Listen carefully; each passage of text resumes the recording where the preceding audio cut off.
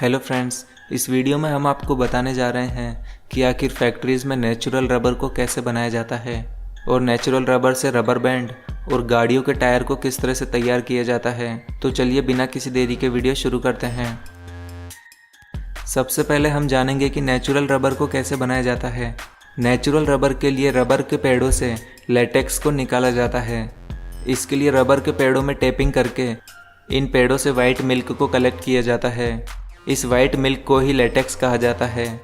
इसमें टैपिंग के लिए एक शार्प मेटल टूल का इस्तेमाल किया जाता है।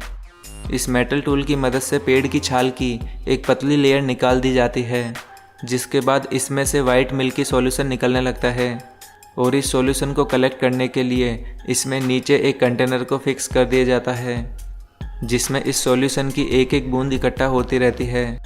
2-3 घंटे में जब ये कंटेनर फुल हो जाता है तो एक एक करके सभी पेड़ों से इस वाइट सॉल्यूशन को एक बड़े कंटेनर में कलेक्ट कर लिया जाता है।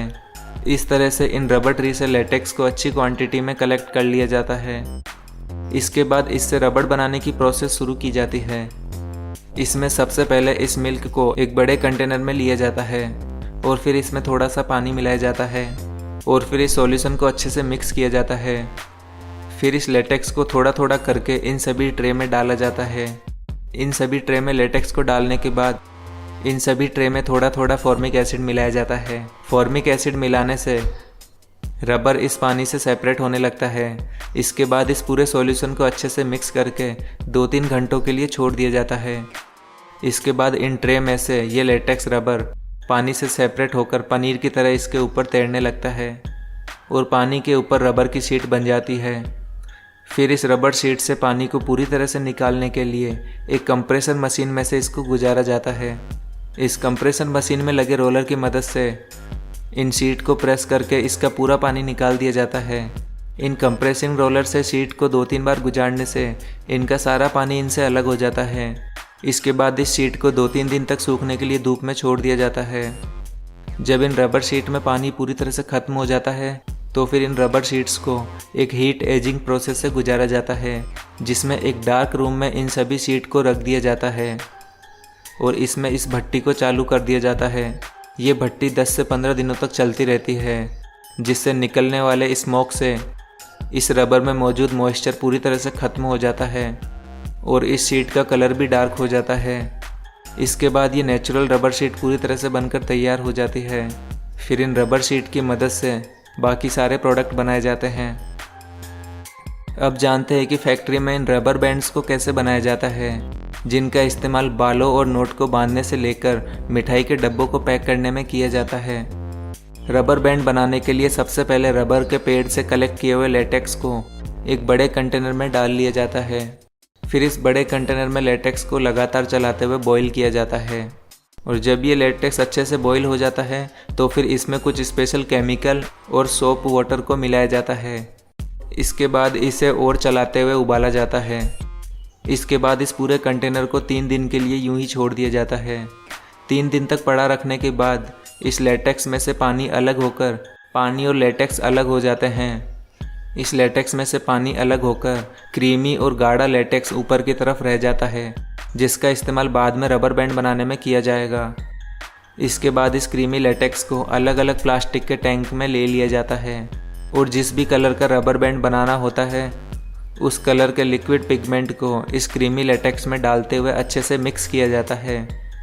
इसके बाद अब रबर बैंड बनाने का मटेरियल पूरी तरह से तैयार हो जाता है। इसके बाद इन प्लास्टिक मोल्ड को केमिकल में वॉश किया जाता है ताकि इस पर यह रबर चिपके ना, और फिर इन प्लास्टिक मोल्ड को इस लिक्विड में धीरे से डिप करके निकाल लिया जाता है। ऐसा करने से ये क्रीमी लेटेक्स इन मोल्ड के ऊपर चिपक जाता है। इसी तरह से ये सारे मोल्ड इस क्रीमी लेटेक्स में डिप करवा दिए जाते हैं और फिर इन मोल्ड्स को कुछ घंटों के लिए धूप में सूखने के लिए छोड़ दिया जाता है। जब ये मोल्ड्स धूप में पूरी तरह से सूख जाते हैं तो फिर इन मोल्ड पर से इन रबर ट्यूब को पानी की मदद से उतार लिया जाता है। इन रबर ट्यूब को निकालने के बाद एक बड़े कंटेनर में पानी गर्म किया जाता है और इन सभी ट्यूब को इन कंटेनर में डालकर इस पानी के साथ उबाला जाता है, जिससे ये रबर ट्यूब पूरी तरह से फूल जाती है। अब रबर ट्यूब रबर बैंड बनाने के लिए पूरी तरह से तैयार है। इन सभी रबर ट्यूब को एक कटिंग मशीन में लगाकर छोटे छोटे टुकड़ों में काट दिया जाता है इसके बाद रंग बिरंगे रबर बैंड बनकर पूरी तरह से तैयार हो जाते हैं। अब हम जानेंगे कि फैक्ट्री में गाड़ियों के टायर्स को कैसे बनाया जाता है। फैक्ट्रीज में टायर्स को बनाने के लिए natural rubber, synthetic rubber, carbon black और ऑयल का इस्तेमाल किया जाता है। इसमें इन चारों मटेरियल को फिक्स अमाउंट में लेकर एक मेल्टिंग मशीन में डाल दिया जाता है। इसके बाद इस मेल्टिंग मशीन में लगे हीटर की मदद से इन मटेरियल को मेल्ट किया जाता है। इसके बाद इस पूरे मटेरियल को एक मिक्सिंग रोलर तक पहुंचा दिया जाता है। यहाँ ये रोलर इन सभी मेल्टेड मटेरियल को रोलर के बीच से प्रेस करते हुए इन्हें अच्छे से मिक्स कर देते हैं, जिससे इसके हर एक पार्टिकल में ये मटेरियल अच्छे से मिक्स हो जाता है। यहाँ इन सभी मटेरियल को मिक्स करते हुए इसकी एक लंबी और पतली शीट बना दी जाती है और इस शीट को आगे कलेक्ट कर लिया जाता है। इन रबर की सॉफ्ट और हार्ड दोनों ही तरह की कई प्रकार की शीटें बनाई जाती है और इनमें टायर को स्ट्रेंथ देने के लिए स्टील के साथ भी इस रबर को मिक्स करके इसकी शीट तैयार की जाती है और एक शीट इसमें नायलॉन के कपड़ों के साथ मिक्स करते हुए भी तैयार की जाती है। इसके अलावा कई तरह की रबर बेल्ट भी इसमें तैयार की जाती है, जो कि इस टायर की मजबूती के लिए काफ़ी ज़रूरी होती है। इस तरह से इन सभी रबर शीट को पहले ही तैयार कर लिया जाता है।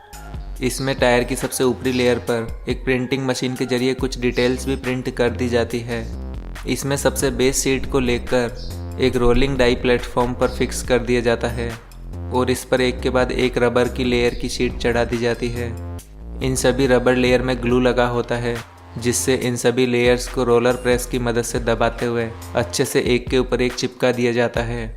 सभी लेयर्स को अच्छे से चिपका देने के बाद इसके दोनों किनारों पर एक एक मेटल वायर की रिंग को रखकर इसे इसके किनारों पर प्रेसिंग मशीन की मदद से प्रेस करके इसमें लगा दिया जाता है और फिर इस टायर पर एक फाइनल रबर लेयर को चढ़ाया जाता है और इसे भी रोलर प्रेसिंग मशीनों द्वारा प्रेस करते हुए इस पर चिपका दिया जाता है। अब तैयार हो चुके टायर को एक हीट प्रेसिंग मशीन तक पहुंचाया जाता है। यहाँ इन प्लेन टायर को मशीन के प्लेटफॉर्म के ऊपर रखकर इसे दोनों तरफ से कुछ देर प्रेस किया जाता है, जिसके बाद ये मशीन इस टायर की ऊपरी लेयर को हीट की मदद से मेल्ट करके इसके क्राउन वाले पार्ट की डिजाइन इस पर बना देती है। इससे ट्रेड वाला हिस्सा भी इस टायर के ऊपर उभर जाता है। इसके बाद गर्म हुए टायर को बीच में से प्रेस करके इसके बीच वाले पार्ट को अंदर की तरफ धकेल दिया जाता है और इसे एक प्रॉपर टायर का शेप दे दिया जाता है।